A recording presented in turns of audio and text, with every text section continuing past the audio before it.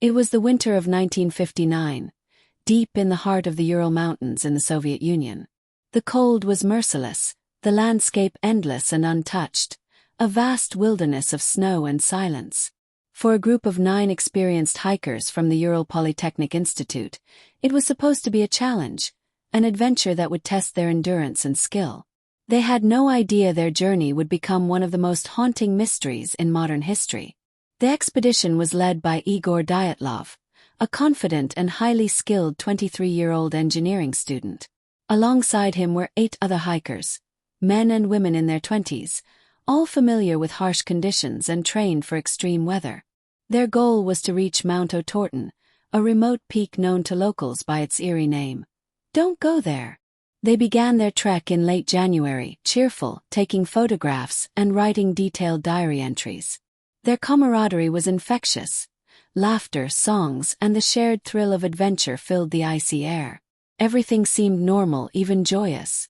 But then came the snowstorm. On February 1st, the group veered off course. Instead of turning back toward safety, they decided to set up camp on the slope of Kholat Syakhl, a name that translates ominously to Mountain of the Dead. It was an exposed, windy area, a strange place to pitch a tent when tree cover was only a kilometer away. Why they chose that spot remains one of the early mysteries. As night fell, the temperature plummeted to -25 degrees Celsius. The wind howled across the slope like a living thing. From their diaries, we know they cooked a simple meal, joked, and tried to rest inside their large shared tent. That would be the last night they were ever seen alive. Days passed. The hikers never returned. Their friends and families waited anxiously, but communication in those days was slow and unreliable. It wasn't until February 20th that a search team was finally dispatched, a mix of students, volunteers, and Soviet military units. When the searchers reached the last known location, they found the first clue: the hiker's tent, half buried in snow and eerily silent. But something was terribly wrong. The tent had been cut open from the inside. The hikers had slashed their way out, in a desperate hurry. Inside were sleeping bags, boots, clothing, and food, everything a person would need to survive the brutal cold. It was as if they had fled in panic, barefoot and half-dressed into the night. The searchers followed footprints in the snow, bare feet, socks, a single shoe, leading toward the forest below. 2 bodies were found first, under a large cedar tree, nearly a kilometer away. They had tried to build a small fire. Their hands were burned from the attempt. They wore only their underwear. 3 more bodies, including Dyatlov himself, were found between the tent and the forest, as if they had been trying to crawl back to safety. The remaining 4 would not be discovered until months later, buried under deep snow in a ravine. No one could make sense of what had happened. Experienced hikers did not abandon their tent, their gear, and their survival tools without a reason. But no one could find that reason. The snow, the silence, and the sheer remoteness of the site hid its secrets well. The Soviet authorities launched an official investigation, and what they found only deepened the mystery. Investigators arrived at the site in early March.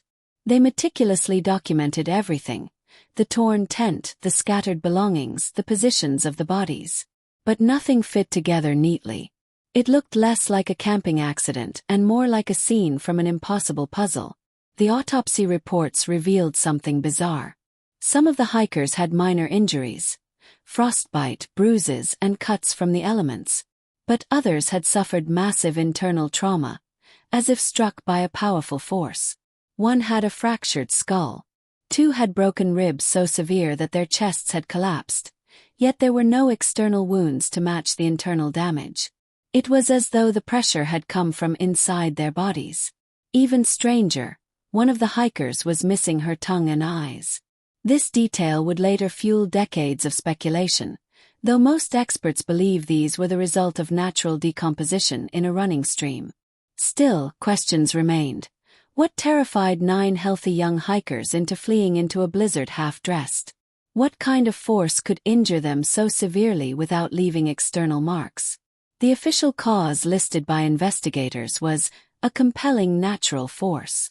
It was a vague conclusion, one that satisfied no one. Then came the rumors. In the Soviet Union of the 1950s, secrecy and speculation went hand in hand.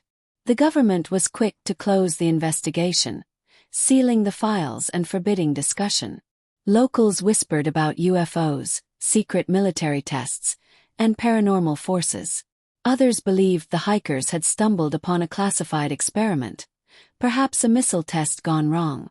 Some even suggested psychological breakdown or internal conflict. But the evidence told a quieter, more haunting story, one of confusion, panic, and survival instincts gone awry. Searchers found that the hikers had tried to climb the cedar tree, likely to see their tent through the storm or to escape something they thought was chasing them. Others had attempted to wrap themselves in pieces of clothing taken from the already dead, trying desperately to stay warm. The group had not split evenly. They had tried to regroup, help each other, and return to the tent. This wasn't chaos. It was a tragedy of human endurance meeting the limits of nature. Yet, something must have caused the initial panic, something sudden enough to make them abandon their only shelter. Some theories pointed to an avalanche, but the slope's angle and snow pattern didn't support that. Others suggested infrasound, low-frequency vibrations created by wind patterns that can induce panic and disorientation. More recent theories talk about katabatic winds, a rare but violent phenomenon that can strike without warning, capable of knocking down tents and causing instant confusion. As months passed, the case grew colder, literally and figuratively. The hikers were buried, and the files were locked away.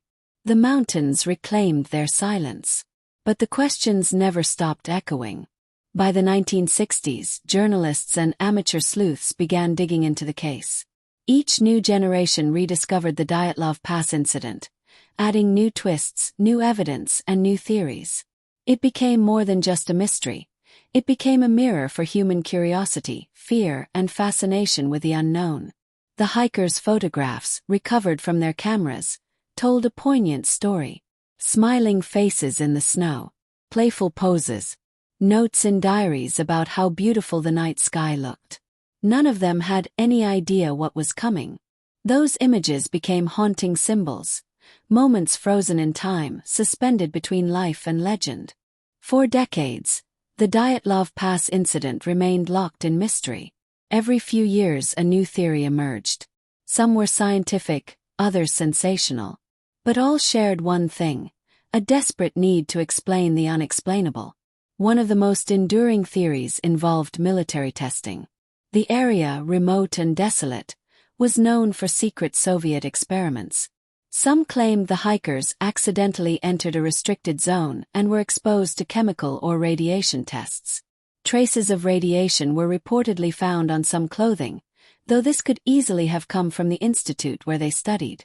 Another theory suggested a parachute mine explosion, a weapon that detonates mid-air and creates powerful shockwaves capable of inflicting internal injuries without external wounds. It could also explain the panic that sent the hikers running from their tent. But if so, why was there no trace of debris, and why was the government so silent? Then came the UFO hypothesis, born from strange lights spotted in the sky around the same time. Witnesses from nearby towns described glowing orbs drifting above the mountains. For some, this became proof of extraterrestrial involvement. For others, it was simply the imagination of a fearful public in the Cold War era. But the most recent and scientifically grounded explanation came decades later. In 2019, Russian investigators reopened the case. After re-examining the site and the weather patterns, they proposed a more natural explanation. A small, localized avalanche, triggered by a rare combination of snowpack instability and strong wind. The falling snow could have collapsed part of the tent, causing the hikers to panic and flee into the night. Disoriented, they became lost, succumbed to hypothermia, and the severe injuries may have resulted from later falls or the force of compacted snow. It wasn't a thrilling conclusion, but perhaps that was the point. Real mysteries often have mundane causes wrapped in extraordinary circumstances. Still, many remain unconvinced. To them, the Dyatlov Pass remains a place where reason and reality blur, a reminder that nature doesn't always fit into neat human explanations. Today, more than 60 years later, the site has become a place of pilgrimage for adventurers and investigators alike. A monument stands near the pass, engraved with the names of the 9 who never returned. Each year, hikers retrace their route, leaving flowers and photos in tribute. The Dyatlov Group's story is more than a mystery. It's a testament to courage, curiosity, and the unpredictable power of nature. They were not reckless. They were skilled, determined, and passionate. They faced the same human drive that pushes us to explore, to test our limits, and to seek answers even when they may never come. In the end, what truly haunts people is not just how they died, but why.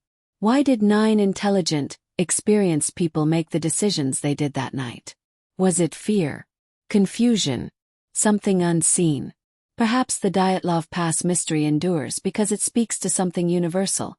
The thin line between control and chaos, between adventure and disaster, between the known and the unknowable.